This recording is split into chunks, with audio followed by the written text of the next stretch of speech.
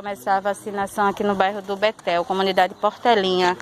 Hoje é dia 5 de novembro de 2020, vacinação contra a raiva.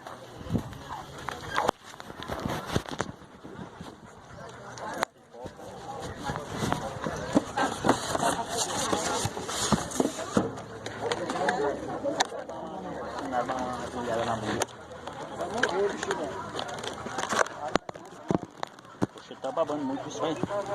É sede mesmo. Esse daí não vai ser vacinado não, esse cachorro tá doente. Vou levar ele pra tua casa. Deixa eu só dar uma olhada nele depois. Deixa eu só dar uma examinada nele, tá? Depois nela só você. Foi que ela comeu. É porque tá com sede, tá no calor. Ela bebeu algo em casa hoje não, moço? É o que falta em casa aqui. Então você vai esperar só um pouquinho, eu só quero só dar uma olhadinha nela e dar um titoche pra ela, tá bom? Vou dar um titoche pra ela, tá? Mas ela não tá bem não. Vou dar um titoche pra ela, viu? Não adianta esse processo da pessoa que está esperando muito.